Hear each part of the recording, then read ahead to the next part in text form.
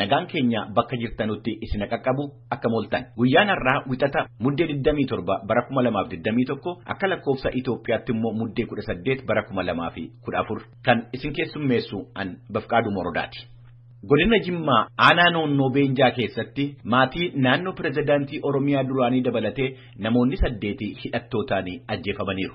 Lubni beekamaan qabsaan akkasumas badhaafamaa Noobeelii addunyaa kan ta'an lammiin Afrikaa Kibbaa Desmond Tutuun du'aan boqotaniiru. Kanneenii fi qophiiwwan biroo qabna nu wajjinuun tura. Produuseriin tamsaasa keenya Nugusuu Taamiree, tamsaasa intarneetii fi miidiyaa hawaasaa kan har'a qindeessitu Tuujubee Horaati, oduu har'aa kan isin qopheessite Jal'annee Gammadaati.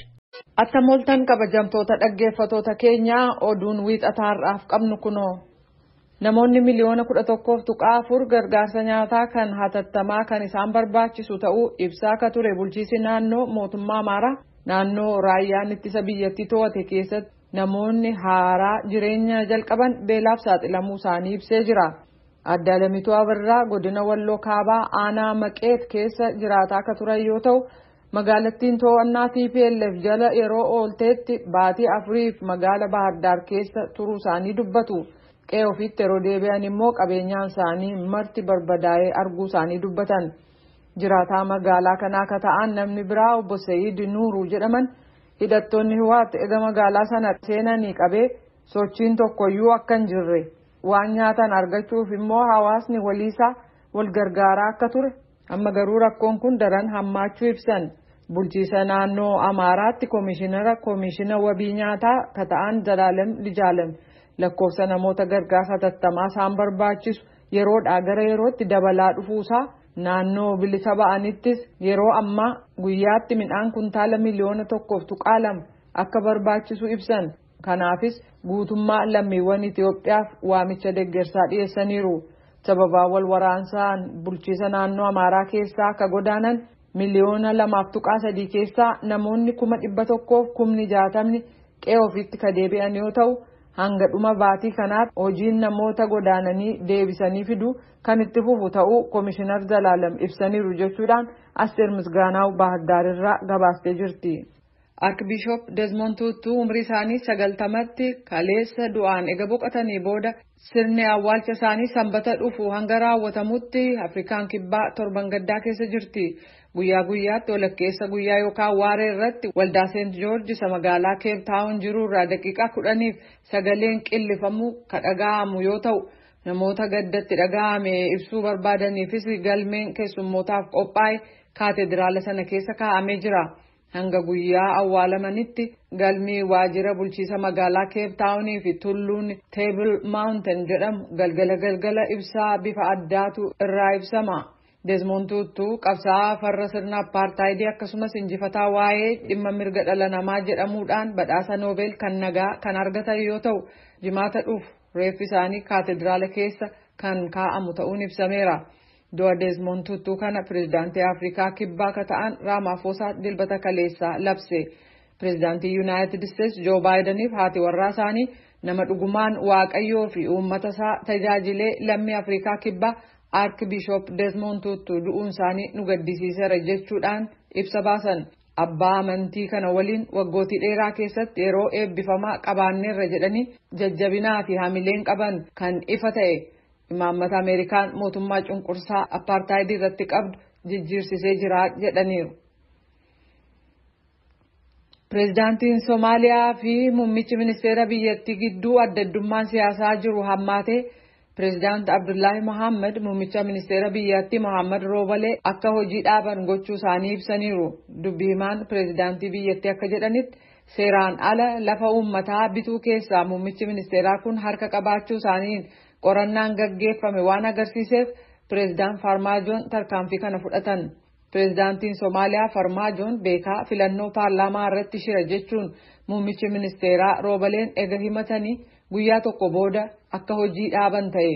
Reuters akka gabaasetti humnootiin nageenyaa mana jireenyaa muummicha ministeera Somaaliyaa marsanii kan jiru yoo ta'u kana gochuun immoo karaa biraan fonqolcha mootummaa gaggeessuudha jechuudhaan itti aanaa ministeerri odeeffannoo biyyattii dubbatanii jiru.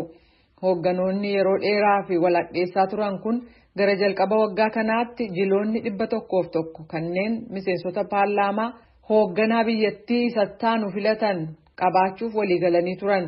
Falmiin Farmaajoo fi Roobalee gidduutti uumame kun sodaa hookkaraa garee Alqaayidaa Alshabaabitti hidhata qaburraa dhaga'amu mootummaan irratti qiyyafatee akka hin hojjenne taasisa jechuun taajjabdoonni akeekkachiisanii jiru. Mootummaan Eertiraa dirqama sadarkaa addunyaatti irraa eegamu kabajuu akka qabu kan hubachiiste Yuunaayitid Isteets lammiiwwansaa hojii seeraan ala nama deddeebisuu dabalatee hojiiwwan humnaa irratti bobbaasu akka dhaabu gaafatte. Kana malees dirqama tajaajila waraana biyyoolessaa fi milishoota biyyattii keessaa yeroo hin murtoofneef akka tajaajila itti fufan dirqisiisuu yookaan yeroo seerarraan kaa'amneef akka tajaajilan gochuu dabalata. Dirqamni waraana biyyoolessaa akka seera biyyattii irratti kaa'ametti baatii 18 qofaaf akka ta'uu qabu gaafatee jira. Kana malees Yuunaayitid Isteets uummata akka dhaabbattu beeksise.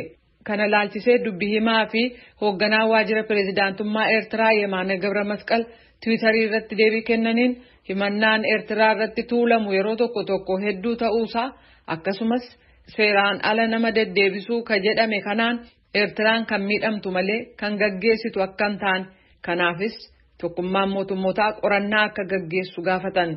Waashintan biyyootii waan akkasii dhaabsisuuf hojii quubsaa hin hojjenne jettee tarreessite keessas jirra jedhan. Kan dhaggeeffataa jirtan sagalee Ameerikaati. Raashiyaan wabii nageenyaaf jecha gaaffii dhiyeessite biyyoonni gama dhiyaa hin fudhatan taanaan carraalee jiran kan biroos of eeggannaan kan itti yaaddu ta'uu pireezidaanti Vilaadimir Puutiin beeksisanii jiru.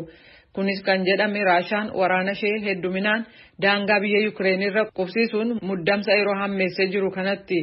Mooskoon gara jalqaba baatii kanaatti wixinee galmee nageenyaa kan galfatte yoo ta'u kunis neetoon gara gama bahaatti babal'achuu akka dhaabu akkasumas walta'iinsi waraanaa biyyoota akka Yukireeniif Joorjiyaa waliin tolfachuu fi kanneen biroos of keessaa qaba.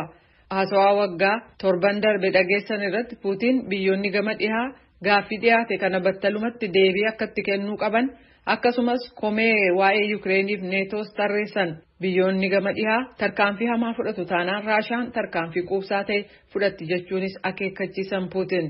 Mooskoon deebiin laattu maal akka ta'uu malu gaafatamanii muddee 24 televezyiina Raashiyaa irratti Puutiin deebii kennaniin waan adda addaa dabalataa kunis hayyoonni waraanaa kan biyya keenya yaada dhiyeessan irratti hirkataa jedhan. Kana jechuu bira darbanii garuu bal'inaan hin ibsine. Aangoonni Yuunaayitid Isteets gaaffii Raashiyaan dhiyeessite irratti marii gaggeessuuf fedhii kan qaban ta'uu ibsaniiru. Ta'us garuu aangoonni Waashintaniif iddoo biraa dhuunfaan akka dubbatanitti gaaffii dhiyaate kan hin hojjenne kan hin danda'amne yookaan immoo bu'uura isaarraa qajeelfama biyyootii gama dhihaa faallaa deema. Maraafuu baatii dhufu Raashiyaa waliin marii gaggeessuuf waliigalleerraa jedhan. Lakkoofsi ijoollee vaayirasii haaraa Omikron jedhamuun qabamanii hospitaala seenanii dabaluusaa aangawoonni fayyaa kan Niw Yoork beeksisanii jiru.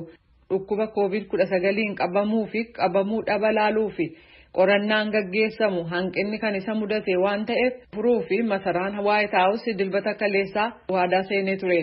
Waajjirri fayyaa kan kutaa Niw Yoork ibsa jimaata darbe baaseen lakkoofsi ijoollee COVID-19 qabamanii hospitaala ciisanii dachaa 4 dabalee jira jechuun akeekkachiise.